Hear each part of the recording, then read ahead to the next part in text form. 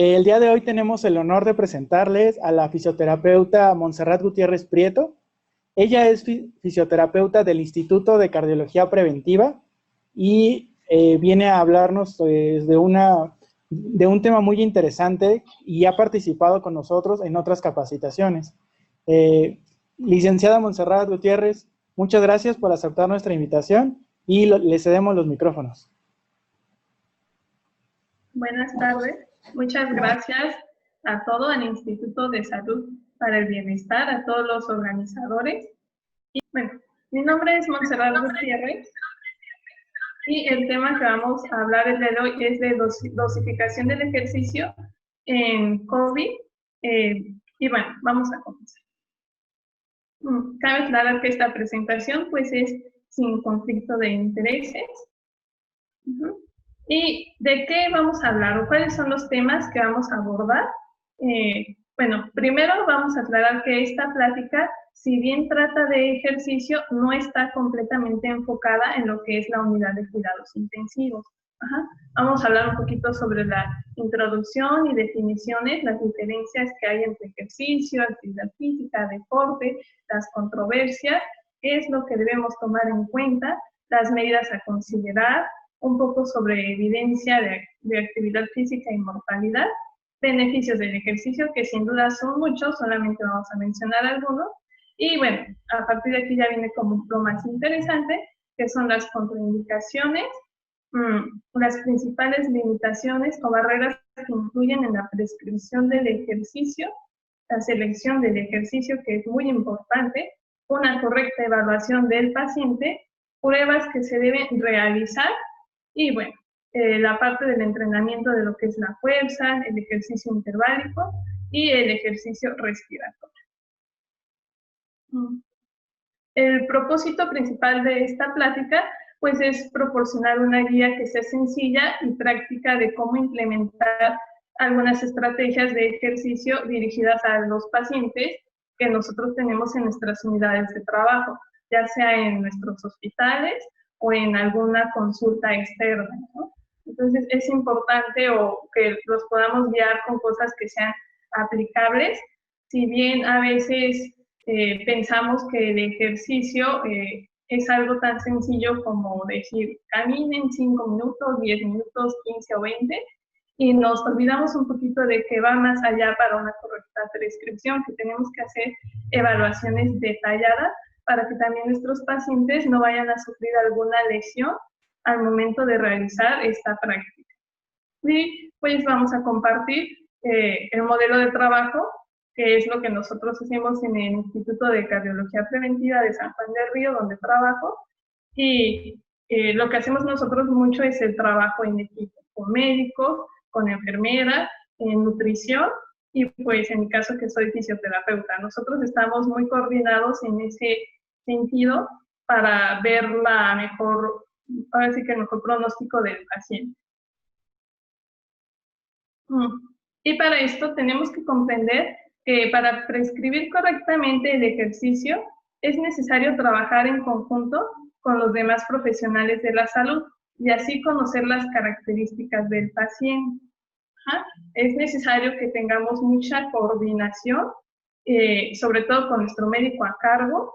En nuestro caso es el médico cardiólogo, y estamos siempre en constante comunicación de qué es lo que tiene el paciente, qué se le realizó. Nosotros los vemos desde que están hospitalizados, desde ahí empezamos a trabajar con ellos, pero habrá veces algunas unidades o centros de trabajo donde tal vez no se permita realizar estas prácticas y sea necesario que nos coordinemos con el médico que tal vez lo vio en unidad de cuidados intensivos, en hospitalización, en la consulta externa, bueno, en piso, y para que nosotros en la consulta externa también podamos implementar eso, ¿no? O que por alguna cuestión tal vez el paciente igual estuvo en otra unidad que no fue nuestro centro de trabajo, que llegó referido o trasladado, etcétera, no sé, y pues también tener como acceso al expediente de tal vez de quien lo revisó al principio y ya poder ir implementando estas estrategias, darnos una idea de qué es lo que tenía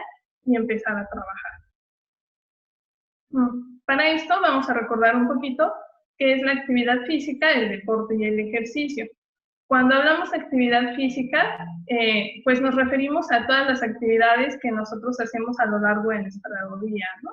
Entonces, hasta aquí podría considerarse que todas las personas en teoría somos físicamente activas, ¿no? O deberíamos ser físicamente activas.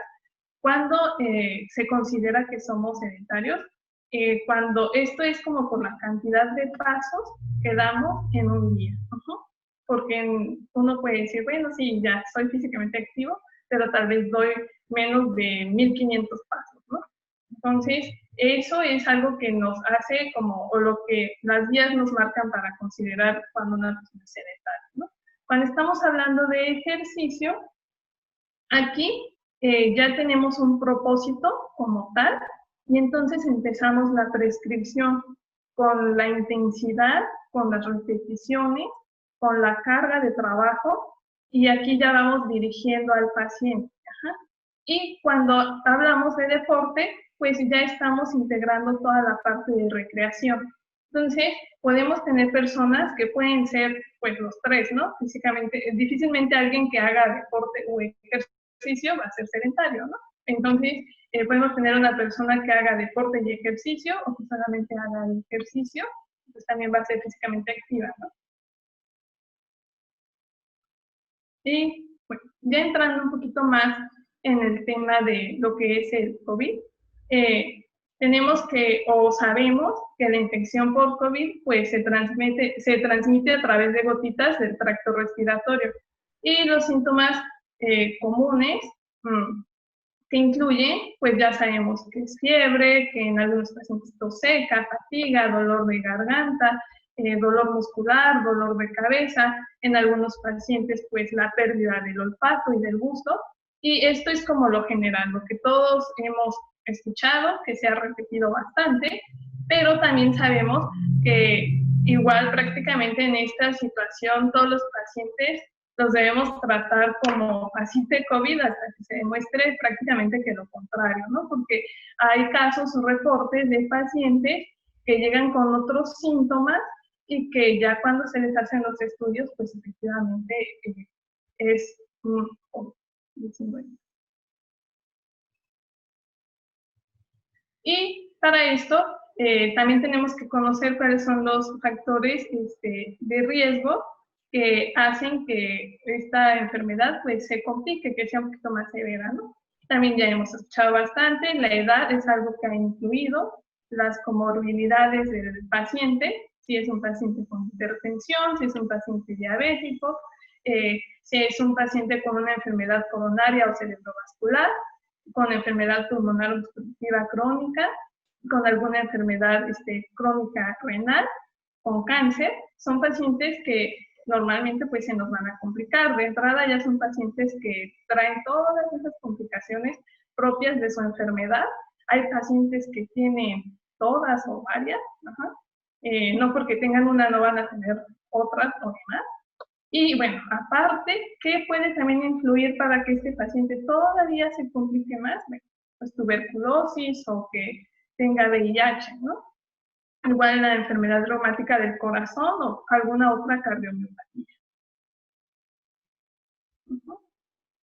Y entonces, una vez conociendo estas situaciones de los pacientes, vemos que han surgido algunas controversias respecto al ejercicio, ¿no? De qué es lo que sí se puede hacer o lo que no se puede hacer. Una de esas es, bueno, en primera instancia las guías lo que indicaban era como reducir al máximo la indicación de la realización, sobre todo de la fisioterapia respiratoria. Y también esto es porque se puede aumentar la generación de gotitas y esto se considera un procedimiento también de alto riesgo. Es por eso que se ha evitado hacer la ventilación mecánica no invasiva, ¿no? Sin embargo, también tenemos que tomar en cuenta como profesionales de la salud, hay veces que tenemos decisiones que tomar, que pues existen pacientes, como en el caso de pacientes con enfermedades neuromusculares, que no deben suspender su tratamiento. Y a alguno de estos pacientes, parte de su tratamiento es que ellos ya traen algún soporte ventilatorio no invasivo.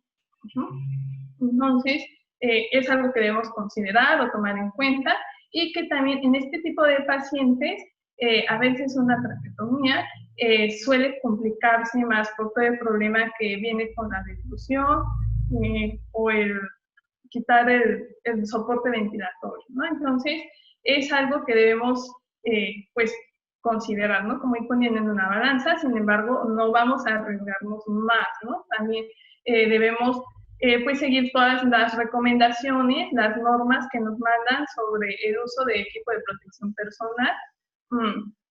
Y en la medida que sí sea posible, implementar estrategias para que las sesiones sean realizadas por el propio paciente, incluso en nuestras unidades de trabajo. Es decir, si uno a cierta distancia puede poner los ejercicios o puede ir coordinando poco a poco o implementar estas estrategias, pues sería lo ideal, ¿no?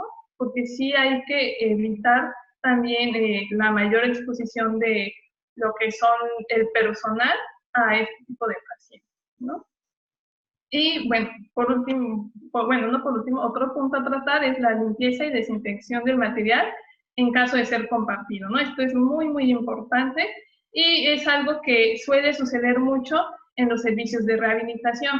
Es por eso también que al surgir este problema, una de las principales indicaciones fue como, pues sí, o sea, disminuir o prácticamente quitar la realización de lo que es la terapia física, ¿no? Principalmente por eso y porque la situación nos estaba, pues ahorita estamos conociendo algo nuevo que no se presentaba, ¿no?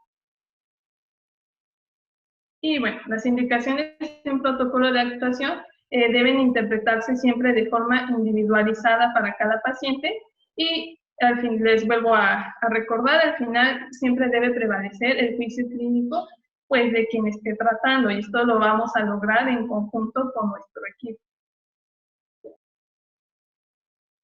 ¿Qué otras medidas debemos de considerar? Se deben crear estas estrategias para proporcionar a los pacientes pues las instrucciones sobre higiene de manos y sobre todo el manejo de la tos. Esto es más como en pacientes tal vez que no están tan hospitalizados, ¿no? Que no están hospitalizados. En algunos centros sanitarios, igual lo que debemos hacer si trabajamos tal vez en consulta externa o consultorio, pues las alertas visuales, ¿no? Esas deben seguir en la entrada y en todas las partes que sea posible.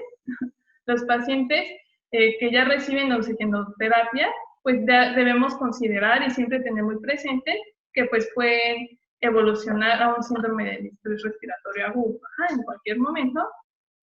Y aquí vuelvo a tocar este punto, la ventilación mecánica no invasiva, esa se debe reservar para pacientes muy concretos, como lo que se mencionaba anteriormente, con algunos pacientes tal vez con enfermedades neuromusculares, que si bien hay muy poquitos reportes de casos de estos pacientes en los demás países, y eso creo que ha sido algo beneficioso, tal vez porque los han aislado sus familiares, pero es bueno que la incidencia sea muy, muy baja.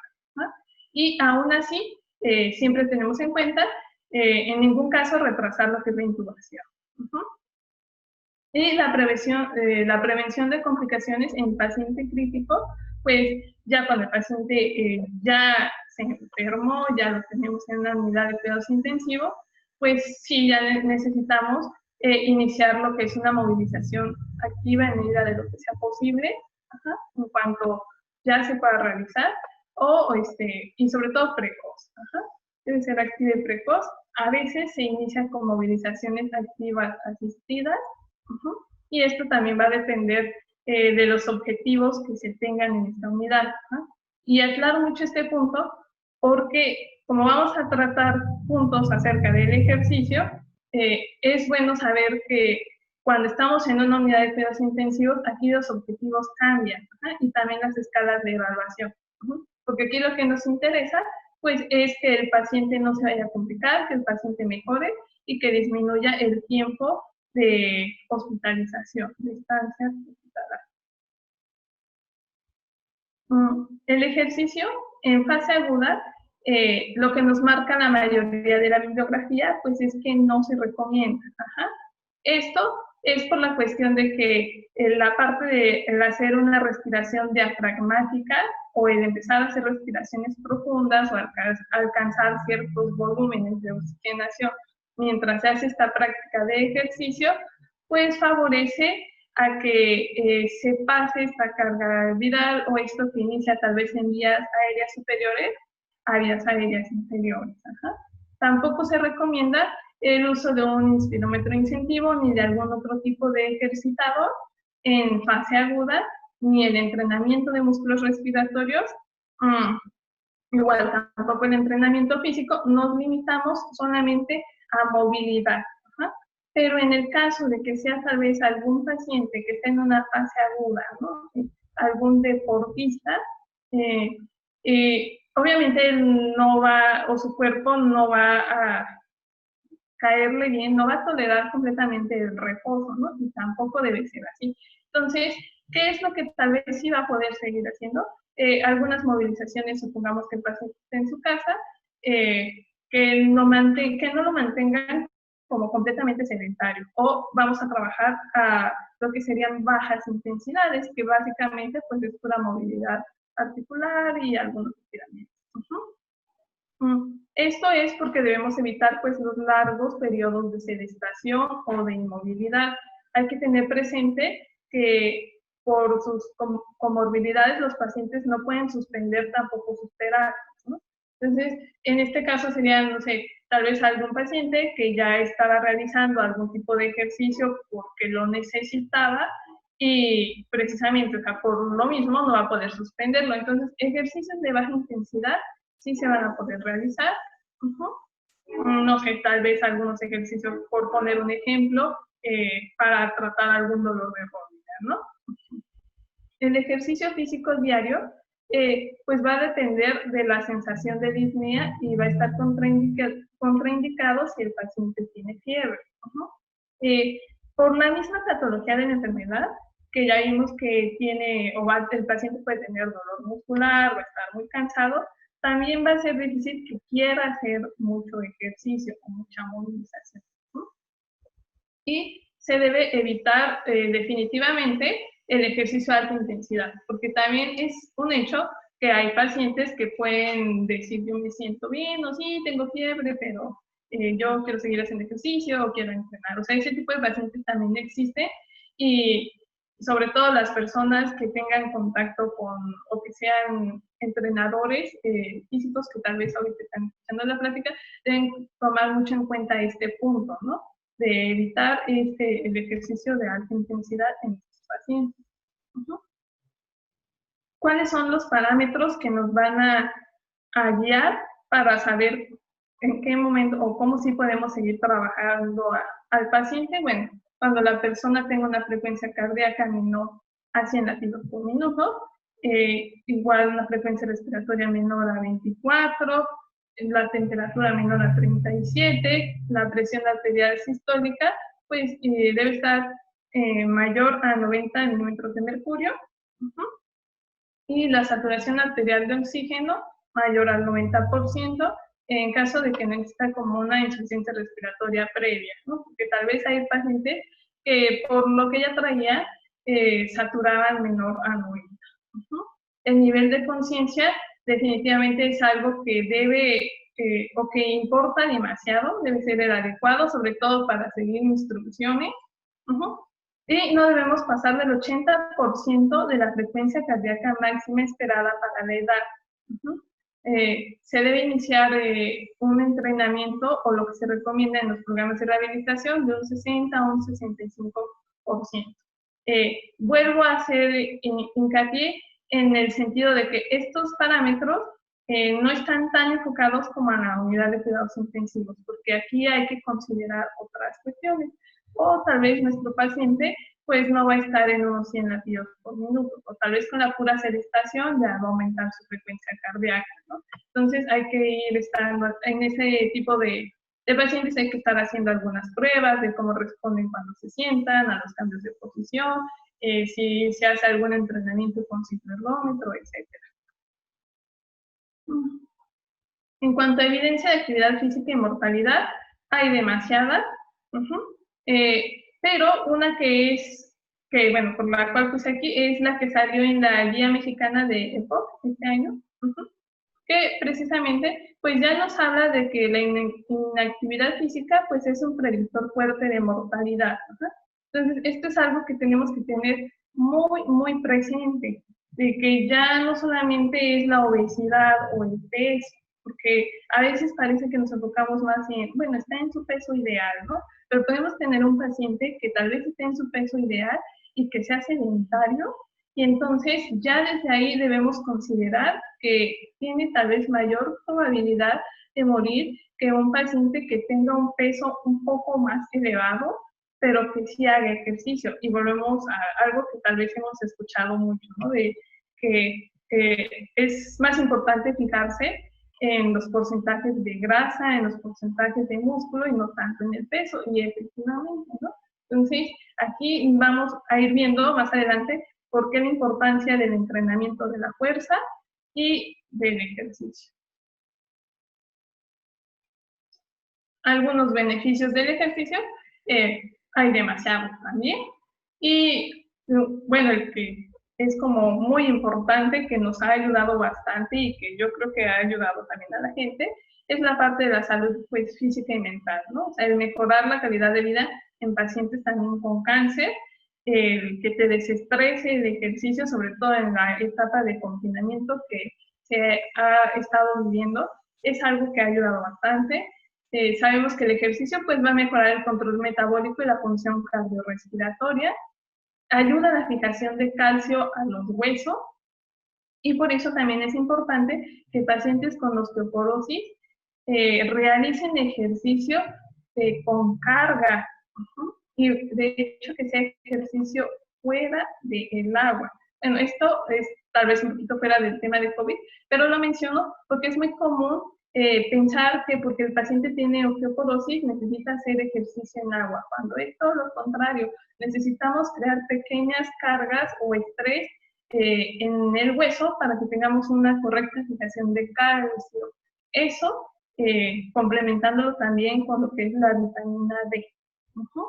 Entonces, igual sabemos que otro de los beneficios muy importantes es la independencia que nos va a dar el ejercicio, ¿no? Nos ayuda al control del dolor, hay bastantes estudios que hablan de eso, y pues obviamente disminución de la discapacidad. Pero en COVID va a depender mucho de la etapa. Aquí, una vez que detectemos en qué etapa está nuestro paciente, debemos saber qué modalidad de entrenamiento o qué ejercicios va a realizar. En etapas agudas sabemos que nos vamos a enfocar en conservar prácticamente la movilidad, conservar lo que es fuerza, evitar atrofia, mantener independencia y disminuir las secuelas. Con eso es más que suficiente. No vamos a pretender que en una etapa aguda queramos que el paciente que si tal vez pensaba irse de maratón pueda seguir con esa misma capacidad o mejorar, ¿no? Capacidad cardiorrespiratoria. No, vamos a tratar solamente de conservar, y lo más probable es que dependiendo qué tan fuerte le dé, si tenga alguna disminución, por ejemplo, en fuerza, ¿no? O sea, van a ser cosas que se van a esperar, pero lo ideal es evitar que esto sea como el peor de los escenarios. Se debe alentar a las personas pues, a que continúen haciendo ejercicio siempre que estén bien y sin síntomas, y existe evidencia de que el ejercicio moderado realizado durante 20 o 30 minutos 3 a 4 veces por semana pues puede fortalecer el sistema inmunológico y reducir el riesgo de infección viral. Pero esto es en pacientes, recordemos, sanos, porque en pacientes que ya tienen alguna infección, también está demostrado que un ejercicio a una alta intensidad pues puede favorecer incluso la replicación viral. O bueno, también como bacteria. Entonces hay que considerar esta parte. Contraindicaciones que hemos encontrado, ¿no? Era lo que les mencionaba, los estudios en animales, también es un estudio, ha demostrado que hacer el ejercicio con una infección aumenta la replicación viral, Y bueno, también puede resultar algún daño que nos pueda dirigir a una pues, muerte súbita, ¿no? Y aquí lo que nosotros nos preguntamos es, ok, estos estudios nos hablan de eso, pero ¿a qué intensidad, no? Y es básicamente a una alta intensidad, ejercicios dirigidos a mantener funciones y conservar movilidad, no, en eso no se ha encontrado pues, que favorezca, ¿no? Algo que también debemos tomar en cuenta en nuestros pacientes con COVID, y sobre todo si estuvieran en unidad de cuidados intensivos, pues son los posibles mecanismos que puedan afectar la parte del corazón. Y aquí vamos a encontrar varios, ¿no? No el paciente es necesario que tenga todos, pero tal vez con una que tenga debemos considerarlo para la prescripción del ejercicio, ¿no? Alguna cardiopatía por el estrés, algún shock cardiogénico, drogas que inducen algunas arritmias, o muertes de miocitos. Entonces son cuestiones que se deben considerar si el paciente tuvo algún problema cardíaco, y aquí estamos mucho en contacto con el cardiólogo. El cardiólogo es el médico que en este sentido nos va a ir guiando y nos va a ir también diciendo qué vamos a poder hacer, vamos a ir implementando estrategias en conjunto. Las principales limitaciones o barreras que se llegan a presentar para la prescripción del ejercicio, pues definitivamente el dolor. Dolor articular, dolor muscular, es algo que debemos considerar, debemos evaluar y si podemos tratarlo también. El nivel de cooperación del paciente, vuelvo a lo mismo, si el paciente no es nada cooperador, aunque sea el mejor equipo que lo esté atendiendo, pues muy difícilmente se van a tener los resultados esperados. El tratamiento farmacológico, vamos a estar en contacto con el médico tratante, y porque pudiese ver que algún fármaco tal vez de momento lo tenga un poco como depresivo, un poco como somnoliento, Entonces vamos a estar ahí en contacto para ver la carga de ejercicio. Y bueno, problemas biomecánicos. Esto es algo muy común en México, las alteraciones de la marcha, alteraciones de la postura, limitación en el rango de movimiento, las rigideces, escoliosis, problemas de rodilla, ya sea en valgo o en varo, el uso de auxiliares de la marcha es algo también que debemos considerar y tratar de investigar. ¿Cómo estaba mi paciente antes de que llegara conmigo? Caminaba solo, tenía uso de bastón, de andadera, o tal vez te pueden decir, sí, caminaba solo, ¿no? Pero pues caminaba arrastrando los pies, ¿no? O tenía ya la marcha claudicante, ¿no? Y entonces el desgaste de rodillas tal vez igual, ahora sí que grado 3, ¿no? Elevado. O ya el paciente necesita completamente un reemplazo de rodilla. Y este tipo de cuestiones pues nos van a limitar, porque el paciente tal vez por lo mismo va a tener dolor, no va a querer ejercitarse, etc. Es muy importante que se evalúe detalladamente esta parte biomecánica. Los problemas musculoesqueléticos, tendinitis, tendinopatías, bursitis que tal vez ya traía, las disfunciones miofaciales es algo muy, muy, muy común y que a veces también se pasa por alto, ¿no? La gente comúnmente va a decir, es que tengo el nervio hecho bola desde hace mucho tiempo, y es importante tratarlo porque si no se trata, va a causar dolor al momento de que realice ejercicio. Entonces tenemos el paciente con dolor propio de la enfermedad y aparte con la disfunción miofacial, o que tal vez por la estancia hospitalaria o que haya estado en reposo en su casa, etcétera, favorezcan a la aparición de lo que son estos puntos gatillos, ¿no? O que ya los traía simplemente y se le activaron, ¿no? Porque sabemos que hay puntos gatillos activos, hay puntos gatillos latentes, y que si no se trata generan dolor, y es un dolor, la verdad, muy fastidioso en el sentido de que no es tan intenso, pero es muy perseverante. Está todo el día, toda la noche, el paciente no va a poder dormir. Entonces también en medida que se pueda tratar, es lo ideal. Las periostitis, condromalacias, las artrosis, Si nuestro paciente trae o necesita una órtesis o prótesis, debemos también considerar y evaluar su nivel de funcionalidad, qué tan independiente es, todas las comorbilidades, como ya se mencionó, y pues el peso, porque en personas con obesidad, lo mejor o lo ideal va a ser optar tal vez por ejercicios de cadena abierta, de bajo impacto articular, precisamente para no generar algún daño. Tener presente que en pacientes con COVID-19, pues la presencia de mialgias es una de las características.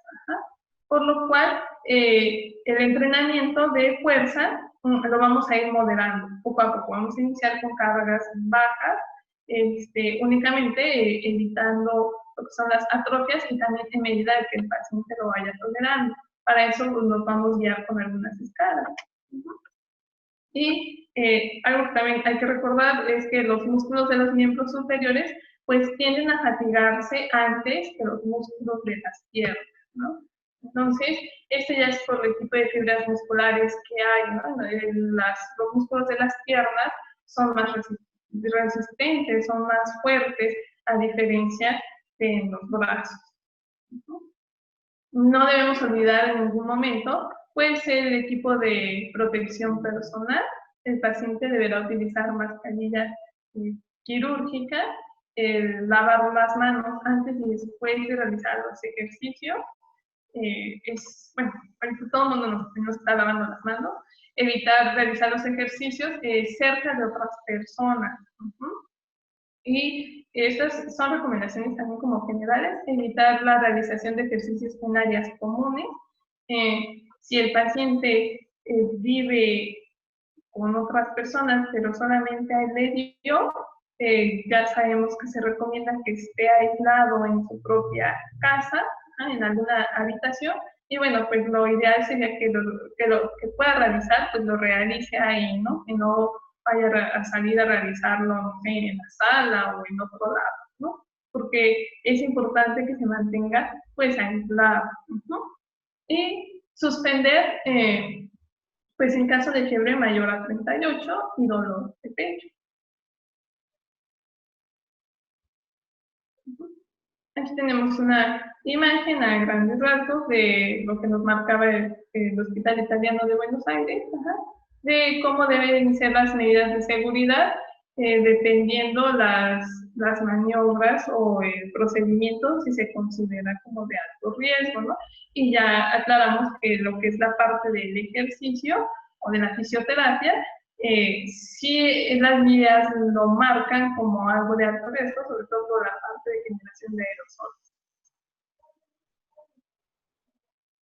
¿Y cómo vamos a seleccionar el tipo de ejercicio que necesita el paciente?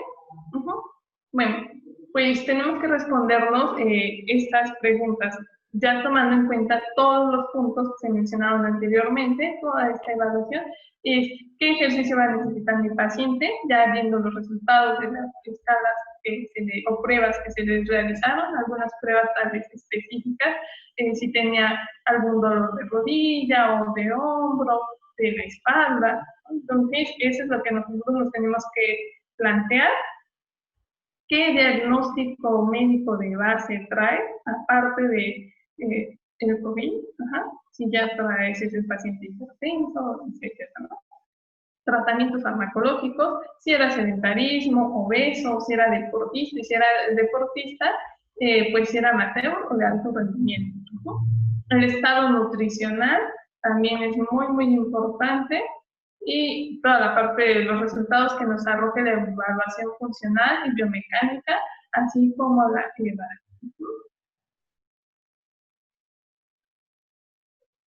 Y la evaluación del paciente, vemos que son varios puntos que tenemos que tratar, ¿no? Entonces, también dependiendo la fase en la que encontremos, podemos ir dirigiendo nuestra evaluación. Por ejemplo, en la de confinamiento, pues nos vamos a limitar a evitar que el paciente sea sedentario, ¿no? Entonces, podríamos también dar unas recomendaciones, ¿verdad?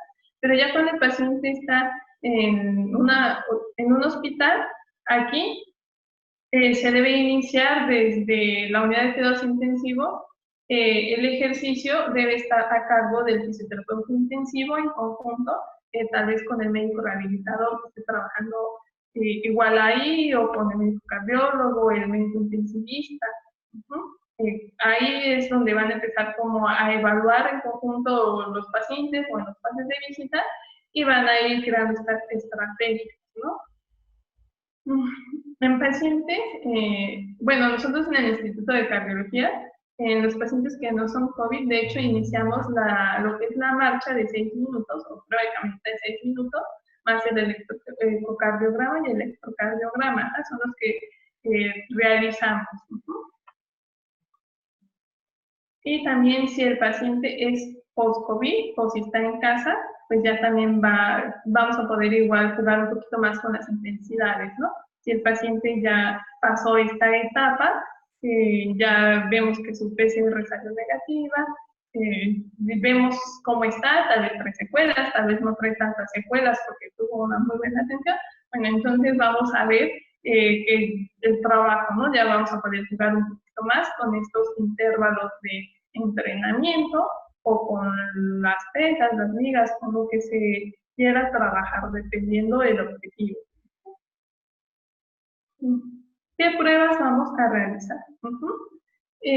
Lo que se recomienda mucho sí es iniciar con las caminatas de 6 minutos más un ecocardiograma, si no está por lo menos un electrocardiograma.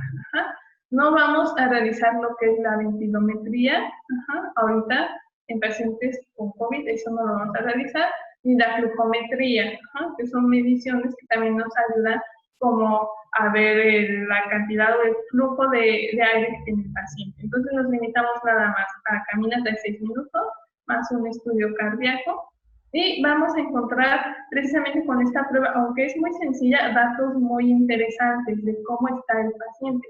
Eso es algo que nosotros hacemos bastante, de hecho desde el hospital, vuelvo a repetir, y vamos registrando sus variables hemodinámicas, ¿no?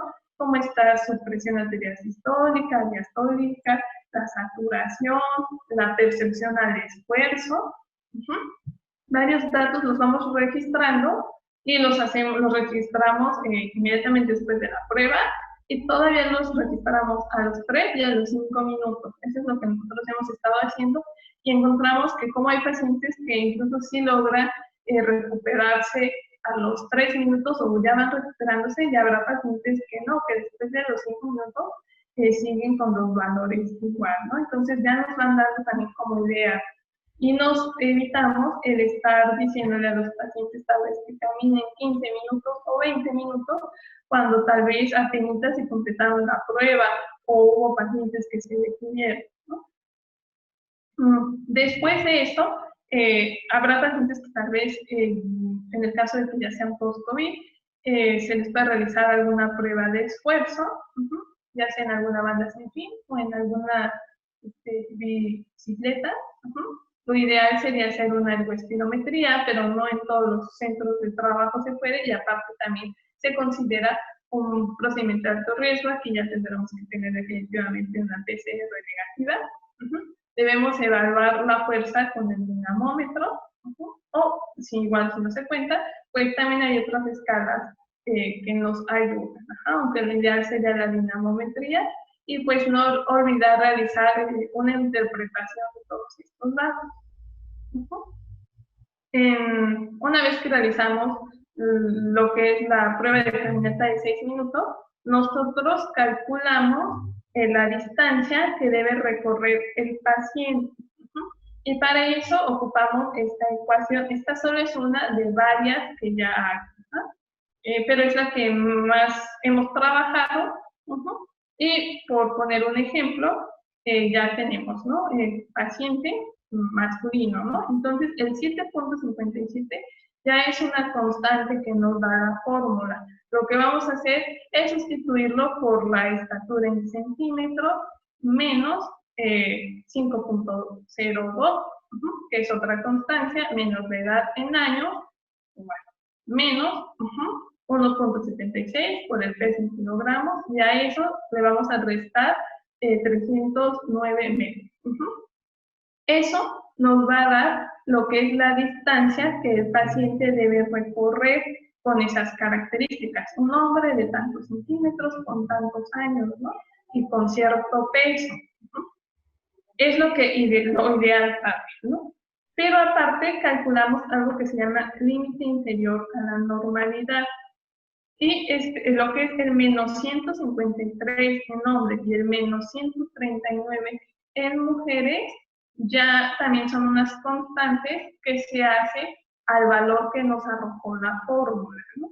Entonces, aquí vamos a encontrar datos muy interesantes, porque puede haber un paciente que tal vez no completó los metros o no alcanzó los metros que tenía que llegar, pero que sí tuvo un valor por encima de lo que se le conoce como eso, límite inferior a la normalidad, y podemos decir, bueno, no está tan mal, ¿no? Pero si el paciente ni siquiera llega a ese límite inferior a la normalidad, ya estamos hablando de un suicidio, un mal pronóstico, ¿no? Y entonces, tal vez con este paciente vamos a tener que un poquito más de supervisión, igual insistirle tal vez un poquito más, tenerlo como más vigilado, para ver en cuánto fue la distancia que recorrió, y ya una vez que se vuelva a repetir la prueba, lo que nosotros decimos es repetirla al mes, vemos cómo evolucionó nuestro paciente. Y en el caso de las mujeres, pues es lo mismo, ¿no? Ya tenemos la fórmula con las constantes de 2.11 por igual estatura por edad, eso se resuelve, el resultado de eso menos ahora sí que la operación de 5.78 por la edad, igual lo mismo, menos 2.29 por el peso. Y bueno, en el caso de las mujeres es más 667 metros. Y vamos a encontrar también lo que debería recorrer. Igual se hace la resta y ya calculamos su límite inferior a la normal. Y aquí tenemos algunos datos de un paciente. Nada más es para que lo vean de forma muy rápida, que se le realizó la prueba de caminata de 6 minutos. Tenemos lo que es el lado izquierdo de la pantalla, la primera prueba y la segunda prueba del lado derecho, y vemos cómo están sus valores, ¿no? Vemos su frecuencia cardíaca basal, y luego en el cuadro o en la tablita rosita, esos ya son los datos post-test. Y en la parte inferior, la que es azul más clarita, igual, los resultados de la prueba realizada, la primera prueba y la segunda prueba, pero ya a los 5 minutos. No les puse los 3 minutos, que ya no me cabía.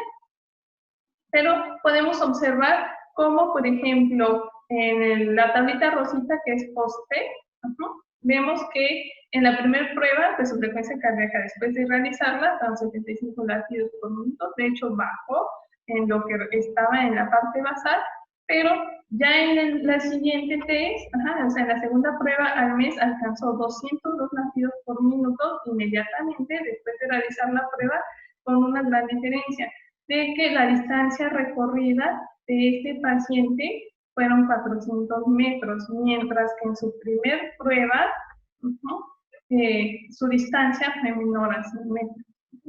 Entonces, esto nos va dando realmente una idea, o sea, ya cuando empezamos a analizar los datos, de cómo se está comportando nuestro paciente. Y podemos analizar más cosas, ¿no? Listo. Ahora, para el entrenamiento de la fuerza, bueno, debemos recordar que la baja fuerza muscular pues está asociada con factores de riesgo metabólico, principalmente lo que es la fuerza de empuñadura, y es por eso la importancia de la dinamometría. En algunos países, de hecho, ya se recomienda lo que es aplicar la dinamometría a los programas no invasivos de vigilancia de salud. Y esto ya lo están, me parece que es en Colombia, donde están implementando esto desde las escuelas. Y la evaluación de la capacidad cardiorrespiratoria y fuerza muscular, pues deben incluirse como parte de este monitoreo de la salud en jóvenes, ¿no? Y se debe validar como marcadores de riesgo ya cardiovascular, porque sí están asociados a una baja fuerza muscular si se asocia con problemas de tensión arterial o con triglicéridos. Y incluso se asocia hasta tener 3 veces más un riesgo metabólico elevado.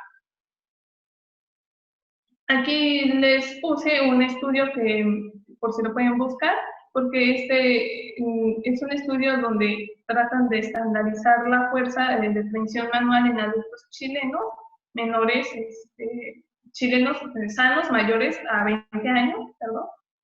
Se estudiaron 901 sujetos de ambos sexos y aquí vienen, de hecho, algunas tablas, ¿no? O sea, ya te viene como la edad, cuánto es la presión de fuerza manual que debería tener, ¿no? Entonces, es algo que hasta estaría padre empezar a implementar aquí en México, o no sé si alguien tal vez ya lo está implementando en su unidad de trabajo, o si tienen alguna idea, bueno, pues ya tienen aquí un protocolo de investigación que pudiesen hacer en México. Se ha demostrado que el entrenamiento de fuerza mejora los componentes de riesgo metabólico y la sensibilidad a la insulina, y la masa muscular pues es un predictor independiente de la sensibilidad a la insulina. ¿Cómo vamos a calcular lo que nuestro paciente necesita cargar? ¿Cómo le vamos a prescribir el ejercicio? Y hay igual varias fórmulas. Aquí pusimos una. Nos basamos mucho con lo que es una RM o las RM, que son repeticiones máximas, y nosotros usamos la fórmula que está en el cuadrito rojo, ¿no? También tenemos una constante que es 100 por el peso levantado en el test.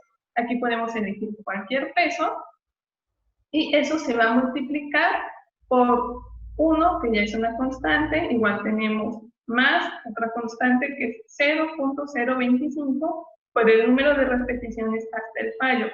¿Por qué ocupamos esta fórmula?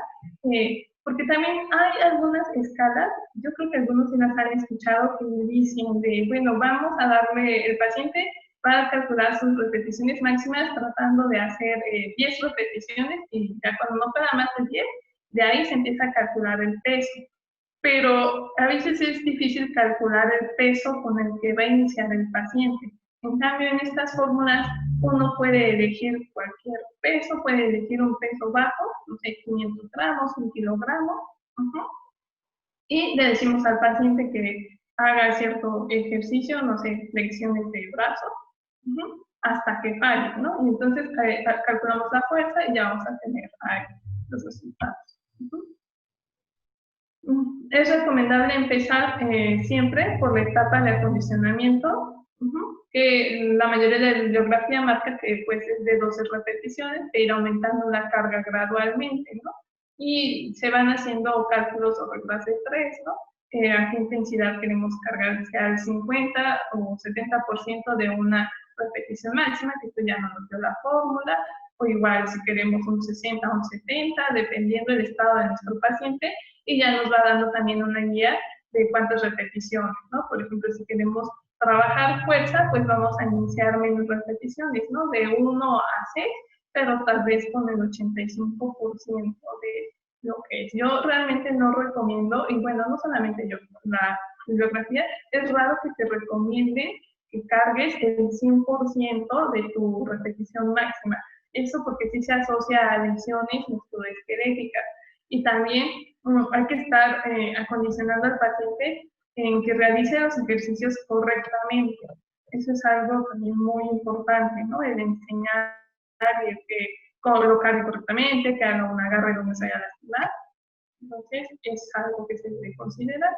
Y bueno, hay otras escalas que son de percepción al esfuerzo, que nos pueden ayudar a complementar lo que es la parte de una RM. Y estas escalas, ya vemos por ejemplo la escala OVNI, es una de ellas, y está padre en el sentido de que ya te va guiando, por ejemplo, con pesas o con bandas elásticas, ¿no? Y vemos que va del 0 al 10, es una escala visual, y le decimos al paciente cómo se siente. Vemos que va desde lo extremadamente fácil hasta lo extremadamente difícil, ¿no? Entonces, el paciente igual va aprendiendo a identificar, pero sí antes tenemos que enseñarles la escala, ¿no? Y también tener muy en cuenta cómo se está comportando nuestro paciente durante la prueba. Nosotros siempre que hacemos alguna prueba, la verdad tenemos monitorizado a nuestro paciente con algún monitor cardíaco, porque puede haber un paciente que diga, me siento muy bien, pero pues sus variables hemodinámicas tal vez nos dicen otra cosa, ¿no? Entonces, hay que estar checando esta cuestión. Y estas escalas pues, de esfuerzo percibido, también si, por ejemplo, se le está haciendo alguna prueba con algún ciclergómetro, pues también las podemos ocupar, ¿no? O solamente si es en la marcha o caminata. Y es importante que el paciente primero aprenda como la guía visual, ¿no? Enseñarle la escala para que no nos vaya a dar como otro más. En pacientes en estado crítico, lo ideal es una correcta comunicación con el personal que esté en turno, ¿no? Sobre todo medicina, enfermería, kinesiología, hablando propiamente tal vez de la prescripción del ejercicio, ¿no? Se tiene que estar trabajando en conjunto. Y bueno, la aplicación de escalas específicas para pacientes en estado crítico, ¿no? Hay varias escalas que también nos van a ayudar a evaluar lo que es la fuerza muscular, como la MRC, o los programas de movilización. Sabemos que en este caso, en esta fase hospitalaria, pues van enfocados a una recuperación precoz y que sea óptima también del paciente, evitar las complicaciones, las secuelas que se pudiesen generar y que pudiesen prolongar lo que es la estancia hospitalaria. Entonces aquí se hacen esas pruebas adicionales y los objetivos, les vuelvo a repetir, ya van cambiando. Y bueno, aquí pueden buscar esta información que está en internet para la aplicación de lo que es la escala Chelsea. Ya en este trabajo ya viene la adaptación al español y de hecho ya viene la tablita donde ya te dice qué valor debes ir agregando, por ejemplo, en cuándo marcas el 0, el 1, el 2, el 3 o el 4. Ya viene la tabla muy descrita y esto es algo que se ocuparía más en pacientes en estado crítico. Es una escala muy interesante y que se ocupa bastante, muy validada también, y porque evalúa lo que es la función respiratoria, los movimientos en cama, los supinos, el alce, al borde de la cama, si el paciente es capaz de mantenerse de pie o de hacer transferencias, la fuerza de presión también de mano, si da pasos, si se mantiene sentado. Entonces, es una escala muy completa. Y, bueno, otra de las modalidades de entrenamiento que ocupamos bastante es el entrenamiento interválico. Este entrenamiento ayuda a que el paciente pueda llevar una mejor tolerancia en ejercicio de tipo aeróbico. Y primero tenemos que saber que el entrenamiento interválico de alta intensidad es a lo que se le conoce como un HIIT. Yo creo que la gente o el personal que me está escuchando que hace ejercicio o que le gusta mucho hacer el ejercicio, se ha escuchado de esta modalidad de entrenamiento y hace referencia a un ejercicio interválico de alta intensidad. Pero debemos recordar que el ejercicio intensivo pues se asocia con una concentración elevada de troponina sérica, y esto pudiese causar algún daño al miocardio. Es por eso también que no se recomienda ejercicios de altas intensidades en pacientes con COVID. Pero, ¿qué sucede cuando aplicamos un HIIT a la clínica, no? Bueno, que realmente esto es o se considera como un HIIT relativo. Las únicas personas que realmente hacen un HIIT verdadero son los deportistas de alto rendimiento. Son aquellas personas que realmente entrenan hasta prácticamente la fatiga en un periodo de tiempo para alcanzar niveles elevados de concentraciones o de volumen de oxígeno máximo. Disminuyen un tiempo, luego vuelven a subir la intensidad, vuelven a disminuir la intensidad. Y bueno, el principal objetivo de esta modalidad de entrenamiento va a ser mejorar el volumen de oxígeno máximo y trabaja mucho con lo que es la resistencia aeróbica. La aplicación del entrenamiento a intervalos pues ha crecido demasiado en los últimos años en la parte clínica, y a pesar de que ha crecido en los últimos años, no es algo nuevo, es algo que sus publicaciones científicas, las primeras pues están por ahí de 1960. Incluso hay reportes de deportistas olímpicos que ocupaban esta modalidad ya de entrenamiento. Entonces, si bien ha tomado bastante fuerza, en la clínica yo creo que es donde ha crecido más porque los pacientes lo toleran muy bien, ¿no? Aquí tenemos un ejemplo de lo que sería cómo crear un programa de un kit relativo, pues va lo mismo en estos pacientes, y tenemos que controlar varias variables, ¿no? Lo primero que tenemos que controlar es el calentamiento, el tiempo que va a durar el calentamiento, y aquí, si vemos pacientes desde hospital, nos vamos a dar cuenta que prácticamente los ejercicios que hacen en el hospital, ya cuando son dados de alta, pasan a ser muchos de esos ejercicios subcalentamiento, ¿no? Pero si el paciente no llevó ningún tipo de,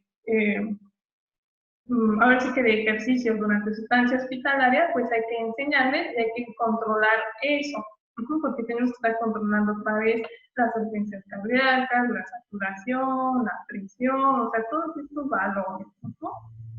Una vez que, y el tiempo que nos va a durar el calentamiento, que se recomienda que dure unos 5 a 10 minutos, pero va a haber pacientes que no van a aguantar realmente ni siquiera unos 3 minutos por las condiciones que tienen. Entonces vamos a tener que ir ahí guiando o escogiendo los ejercicios que van a hacer su calentamiento para no alcanzar una intensidad, digamos, tan elevada, para que después la podamos elevar, ¿no?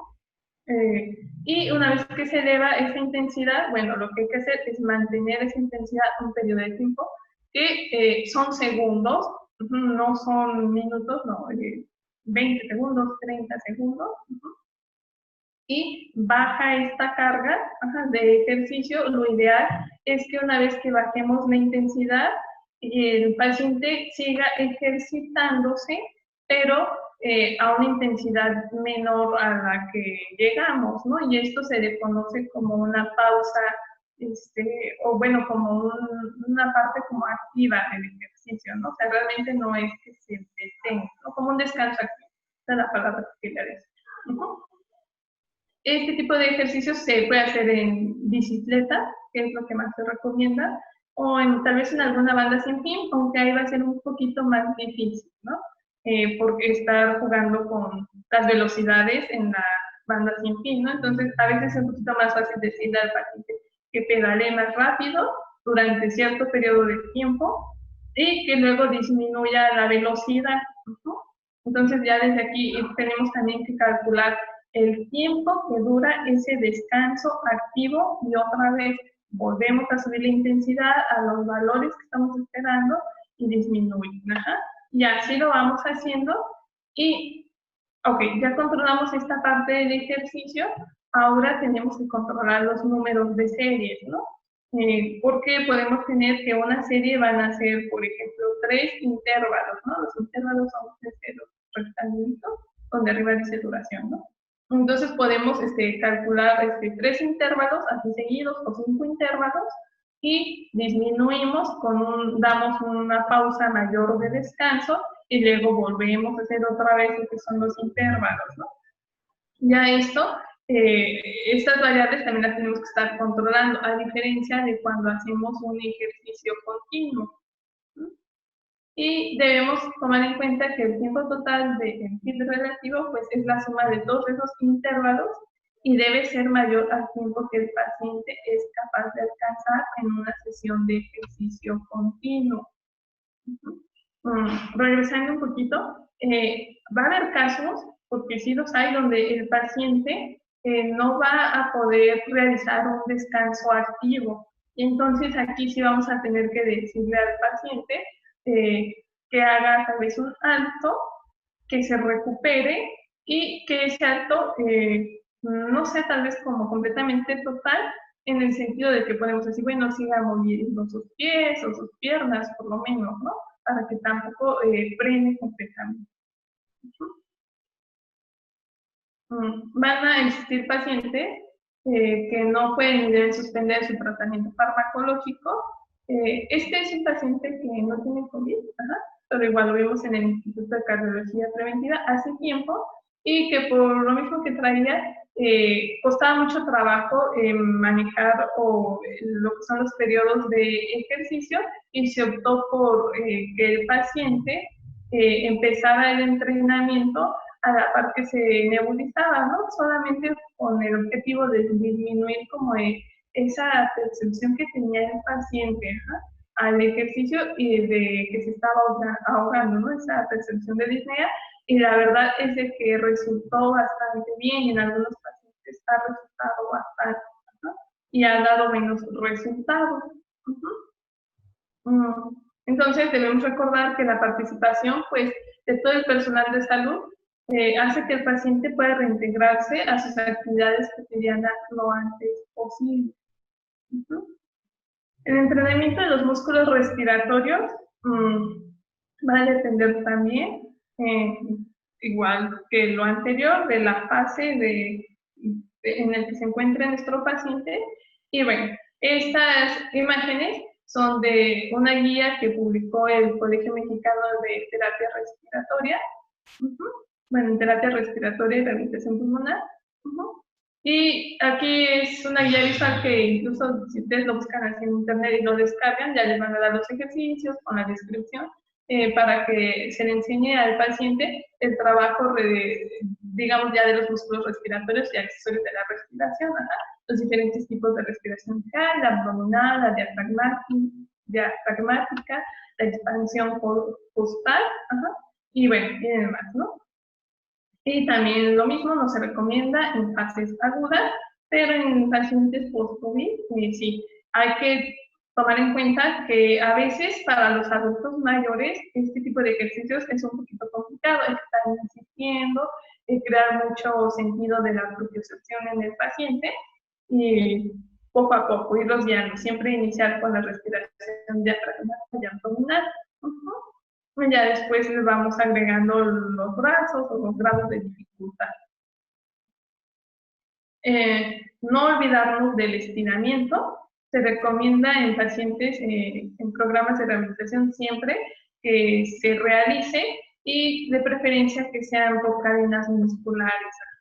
Es muy importante tratar esto, y sobre todo de músculos también accesorios de la respiración, que por el problema que tuvieron van a tener algo más seguro alguna alteración miofacial, ¿no? Entonces sí necesitamos recordar que los músculos juegan un papel muy importante en nuestra respiración. El paciente, en medida de lo posible, debe ser capaz de realizarlos de forma autónoma. Y ya otras opciones tal vez de ejercicio, pues ya cuando nuestro paciente va evolucionando, va mejorando, y que tal vez lo podemos ir encaminando a una vida menos sedentaria, pues es practicar ejercicios como pudiesen ser pilates o el yoga, pero el yoga enfocado como a ejercicio, ¿no? Con posiciones donde realmente se trabaje el fortalecimiento abdominal. El control respiratorio y el control de la ansiedad, el control motor, es algo que trabajan mucho pilates y yoga, y que da en sí buenos resultados, enfocado a la rehabilitación, mejoran la propiocepción y la fuerza, y bueno, también esto se recomienda iniciar progresivamente, y lo mejor es que también sea por parte de la prevención, siempre estar encaminando a nuestro paciente o antes hacer mucha prevención, ¿no? Ahora sí que el ejercicio nos va a proteger también. Los ejercitadores respiratorios ya vimos que no se recomienda por la generación de gotitas. Y también otra cosa que debemos recordar es que no van a sustituir el ejercicio. Si bien nos ayudan y los podemos combinar con la realización de ejercicios de fuerza, etcétera, no va a ser un sustituto de la rehabilitación respiratoria. Y hay que seleccionar cuando el paciente lo requiere, enseñarlo a utilizar y, y bueno, siempre va a ser importante la desinfección del equipo y seguir todas las recomendaciones que marcan las guías sanitarias. El paciente debe progresar en función e independencia, siempre debemos irlo dirigiendo a eso, porque el paciente va a tener muchas dudas y entonces se va a preguntar para qué quiero fortalecer mis piernas o qué puedo hacer y hasta dónde, ¿no? Entonces debe ir aprendiendo a responder estas preguntas de cuáles son sus limitaciones y cómo él las puede trabajar, de aprender a usar escalas, pues sí, subjetivas de percepción al esfuerzo o la escala de Borg, que es una que es muy común utilizada. La OCMIC no es como tan frecuente.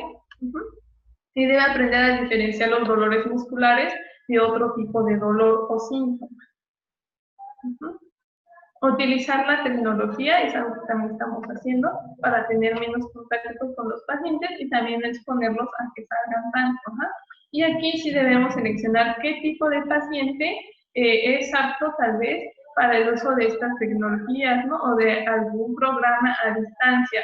Debemos saber el alcance que tiene tal vez el terapeuta dependiendo en la región donde se encuentre o del personal que esté prescribiendo el ejercicio. Y esto es más como por la zona geográfica y también pasa lo mismo en el caso del paciente, ¿no? Nosotros tenemos pacientes que vienen de la sierra y pues no en todas las partes de la sierra hay una buena señal de internet, ¿no? Entonces hay que ir creando estrategias para llegar a estos pacientes que se encuentran en comunidades tal vez lejanas a nosotros, pero que tal vez sí tienen internet, tal vez no. Eso también va a depender pues su estado socioeconómico, ¿no? El nivel obviamente de estudios, la carencia de servicios obviamente influye y también que siempre esté acompañado de un familiar. Nosotros sí somos muy exigentes en ese sentido y el familiar debe estar entrenado en la toma de los signos vitales, ¿no? Lo que estamos evaluando antes de iniciar la sesión, durante y después, para llevar todo el registro. Y bueno, si no hay ninguna mayor complicación, pues podemos hacer uso de lo que son las aplicaciones o algún en vivo, algún telemonitoreo, ya sea por WhatsApp, etc. Que así es como nosotros lo trabajamos, ¿no? Siempre es en vivo y les vamos guiando al paciente. Una de las preguntas es si los atletas con síntomas leves que se resuelven, o sea, tuvieron algún sintomatología pues, ligera, que se han hecho muchos que se pueden regresar al entrenamiento y bueno, deben ir regresando de forma gradual cuando han estado ya libres de síntomas y después de 7 días, y del entrenamiento debe ir siempre progresivamente. Y ya por último, viene, bueno, aquí en este artículo van a poder encontrar esta gráfica, este esquema de una evaluación cardíaca propuesta para atletas de élite, que básicamente lo que proponen no cambia mucho a los demás pacientes, ¿no? Dependiendo del estado en el que estuvo nuestro paciente, pero para el entrenamiento, bueno, por lo mismo trabajamos mucho del cardiólogo y siempre ecocardiograma y electrocardiograma. No en todos los lugares, a veces tenemos un cardiólogo tan, pues sí, ahora sí que tan accesible, no todos los lugares cuentan con cardiólogos. Entonces, tal vez en conjunto con el médico rehabilitador y con se pueda tomar algún electrocardiograma y hacer, digo, no sería lo ideal. Sabemos que hay personales de cardiólogos deportivos, que eso sería lo ideal, pero es a veces difícil en todas las regiones del país, ¿no? Entonces, si ustedes tienen la fortuna de trabajar con ellos, pues adelante, ¿no? Se pueden hacer muchas cosas. Y el seguimiento nutricional es muy importante en pacientes que están iniciando un programa de ejercicio, ¿no? En pacientes COVID es realmente pues importante mantener la fuerza. Y alguna pregunta que yo creo que nos deberíamos hacer es ¿qué necesitamos? ¿Tener un peso ideal o la fuerza ideal? Porque ya vimos que la fuerza es un indicador pues directo, ¿no? De riesgo cardiovascular. Y claro, obviamente que la obesidad influye y el peso, pero yo creo que aquí es más enfocarnos luego mismo en los porcentajes de grasa, los porcentajes de músculo y la fuerza. Yo siempre me pregunto si vale realmente la pena sacrificar el músculo, porque es muy difícil ganarlo, es muy, muy difícil ganarlo. Entonces, también por eso debemos tener siempre todo el equipo muy buena comunicación. Se ha encontrado que la baja de micronutrientes pues se asocia a un peor rendimiento en el salto de longitud y la desnutrición crónica pues sí se asocia también con una fuerza menor de agarre. Sin embargo, el estado nutricional no va a modular la asociación entre la fuerza de agarre y el riesgo metabólico. O sea, esto, bueno, es un factor independiente. Una persona con baja fuerza de agarre, ya independientemente del estado nutricional, ya se ha demostrado que sí es un indicador de riesgo metabólico. Entonces es algo que debemos considerar. Y pues siempre trabajar en equipo. Entonces, conclusiones. Para una buena prescripción del ejercicio es necesario hacer una evaluación integral del paciente. Va a ser necesaria la participación del personal de la salud, de todos o del equipo con el que estemos trabajando. Siempre hay que buscar e implementar soluciones para los pacientes que vienen de lejos.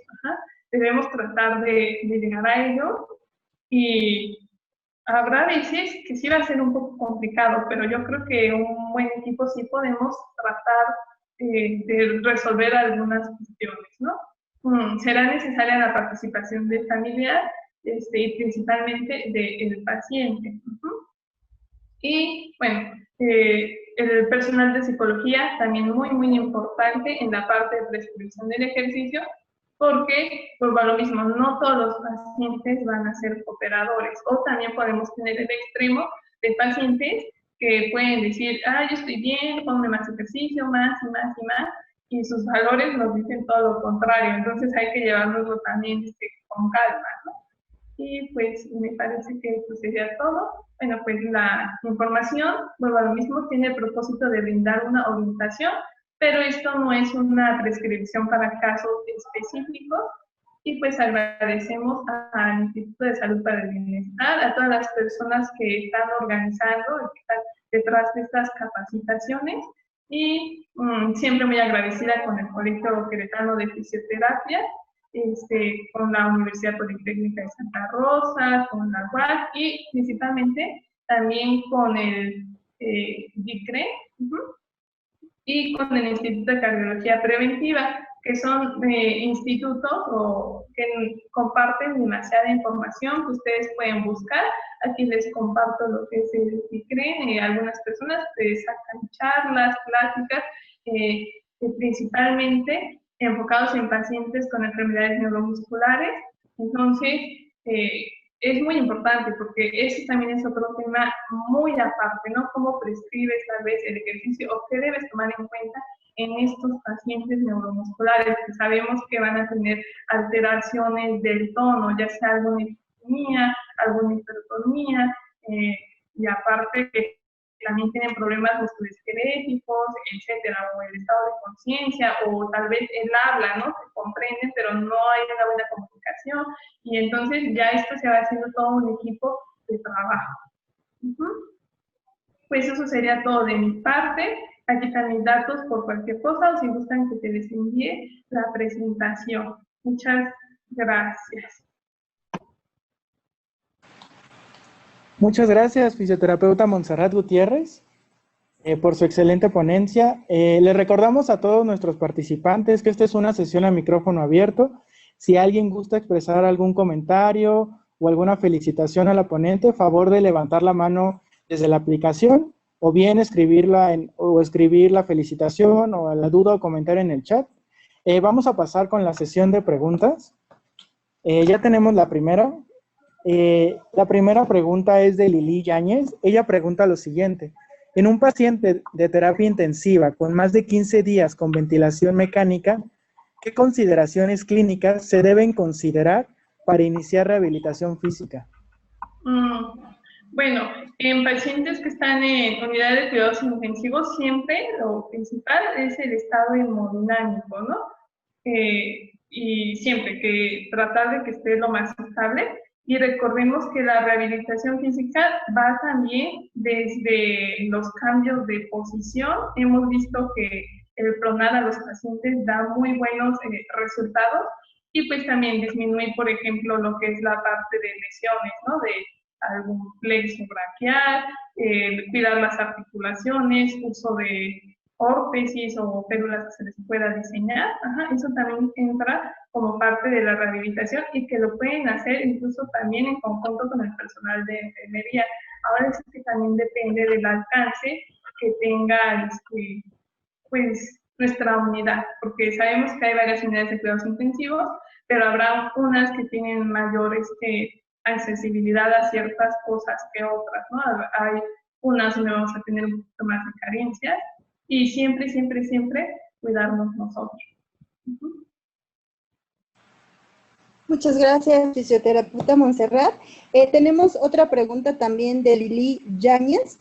Ella pregunta, ¿la rehabilitación física es recomendable en pacientes que ya tienen trombosis venosa profunda?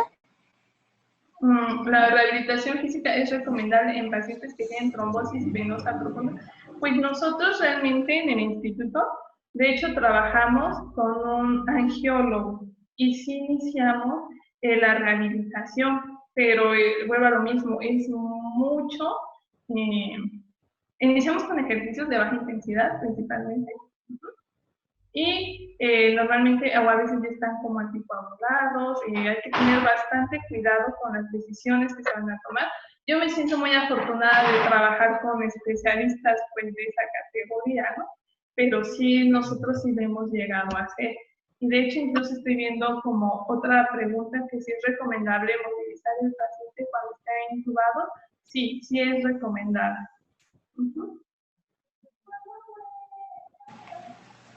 Muchas gracias. Tenemos otra pregunta de Mario Flores Jiménez.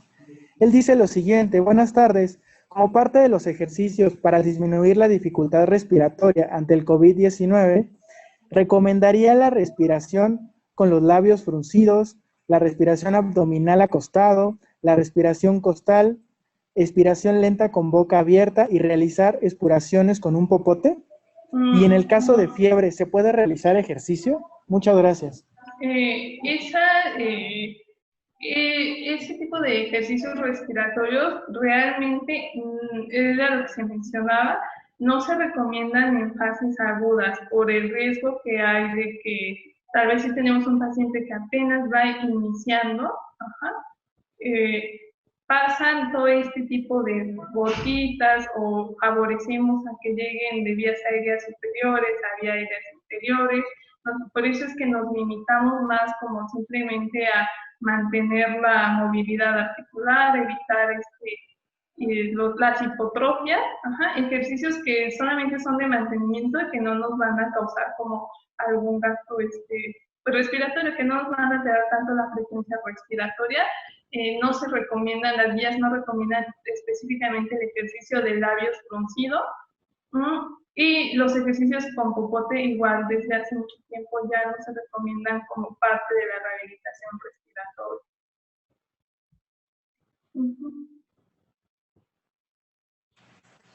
Gracias.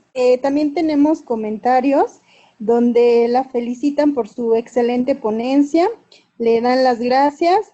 El doctor Andrés Esperanza, por ejemplo, dice que siempre es muy gratificante escuchar este tipo de ponencias.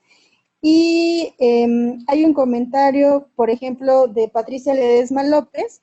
Ella comenta que pues existen hospitales donde no tienen ni cardiología ni fisioterapeuta o fisioterapia, y quizá es una de las problemáticas, ¿no? Que es este perfil o este tipo de profesional es tan necesario, pero no, desafortunadamente no cuentan con ello en todos los hospitales.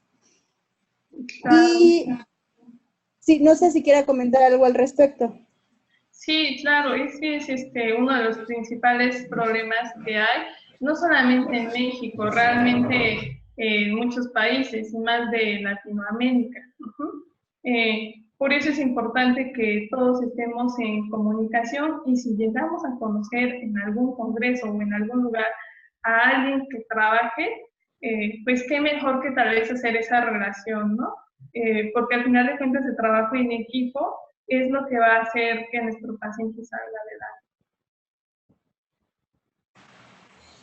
Sí, María del Socorro Reyes también comenta que fue muy excelente la presentación y la exposición. Marcos Estrada comenta felicidades por una ponencia excelente y muy importante llevarla a cabo con los pacientes. Alma Leo Martínez, también gracias, muy buena ponencia y aporte de conocimientos aplicables a la consulta diaria. Muchas gracias. Tenemos justo, otra pregunta en el chat. Yolanda Taranda pregunta lo siguiente. Buenas tardes, buen tema para esta pandemia. La pregunta es la siguiente. Posteriormente de cursar COVID-19 con lesión pulmonar, ¿son recomendables las nebulizaciones? Yo más bien me enfocaría más como en todo el trabajo de entrenamiento de músculos respiratorios, pero habrá tal vez algún médico o por alguna situación que indique algún fármaco inhalado y entonces pudiésemos utilizar el ejercicio o aprovechar la nebulización para mejorar la capacidad del ejercicio, combinarlo como lo hicimos con el caso del paciente, ¿no? Que si ya lo iba a ocupar, pues qué mejor que hacerlo mientras él realiza el ejercicio, porque antes o se creía mucho de que en el momento en que está pasando la inhalación, el paciente va a sacar el medicamento, ¿no? Y no es tanto así. Ahorita que estamos tocando incluso el tema de las nebulizaciones, hay que considerar cómo vamos a pasar la nebulización, porque hay varias formas de pasarla, ¿no? Ya sea con boquilla o que sea por la mascarilla, ¿no? Lo que nosotros mayormente ocupamos es directamente con una boquilla, se pinzan lo que es la nariz con unas pinzas nasales. El paciente nada más está respirando por la boca, la nebulización, y también hace respiraciones más profundas mientras está llevando a cabo su sesión de entrenamiento. Hay varios dispositivos que también nos ayudan a disminuir el calibre de las gotitas para que llegue efectivamente hasta la vía aérea pues, inferior, pero de pequeño calibre, ¿no? Entonces también depende del tipo de nebulizador que se ocupa, si se utiliza alguna malla vibratoria, etc. Gracias. Tenemos ya la participación de Lourdes Flores Solís, quien quiere comentar algo a micrófono abierto. Adelante, Lourdes, ya está activado su micrófono. No, pues nada más para agradecer, es muy provechoso tomar estas videoconferencias y pues espero seguido poder entrar hacia ellas. Muchas gracias. Muy clara y muy provechosa. Gracias. Gracias. Gracias, Lourdes. Tenemos otro comentario en el chat de Marisabel García García. Ella dice lo siguiente: los licenciados en rehabilitación física son muy importantes y no solamente en la etapa de pandemia. No entiendo por qué hay hospitales de segundo nivel como el mío y que no haya fisioterapeutas. Muchísimos pacientes requieren terapias de rehabilitación física por diversos padecimientos. Muchas felicidades. Gracias. Tenemos una pregunta más del doctor Rafael Vargas y justo quizá por esta necesidad de que no en todos los hospitales hay fisioterapeutas o que quizá quieran hacer o llevar a cabo algunas de lo que se vio en esta sesión, él pregunta si existen algunos recursos o ejercicios de rehabilitación que ellos puedan bajar de alguna página o tener acceso a información para que ellos la puedan llevar a cabo. Claro, sí, justamente el ICRE es el Grupo Iberoamericano de Cuidados Respiratorios en Enfermedades Neuromusculares Y justamente se tiene programado en esta semana empezar a subir incluso como folletos o materiales que puedan descargar hasta para dárselos a los pacientes, como material que sea más didáctico de apoyo al personal de salud.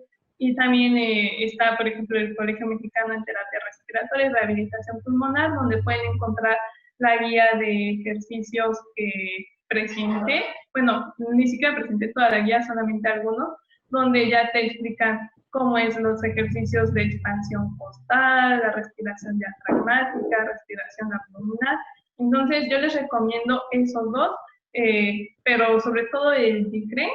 Y si gustan, también pueden escribirme a mi correo y ya yo les envío los enlaces donde puedan descargar. Les repito mi correo, monse.gpr@gmail.com. Muchas gracias, fisioterapeuta Montserrat Gutiérrez. Pues bien, ya para cerrar, de nuevo muchas gracias por aceptar nuestra invitación nuevamente. Para el INSABI es un gran honor tenerla como ponente en estas capacitaciones, compartiendo su experiencia y su conocimiento. Estuvimos muy a gusto con su ponencia y no sé si le gustaría decirle algo a todos nuestros asistentes que se encuentran el día de hoy con nosotros. Muchas gracias. Pues sí, que realmente no se desanimen. Esto es algo que pasa realmente en todos los países. Ajá. Sobre todo en la parte de rehabilitación o incluso en la prescripción del ejercicio. Vamos a tener pacientes también que no van a querer cooperar y que a veces nos pueden desmotivar, pero va a haber otros por los que realmente vale la pena seguir luchando y trabajando en equipo. Entonces, realmente no se desanimen y pues traten siempre de trabajar todos en conjunto, que eso es lo mejor que puede haber. Muchas gracias.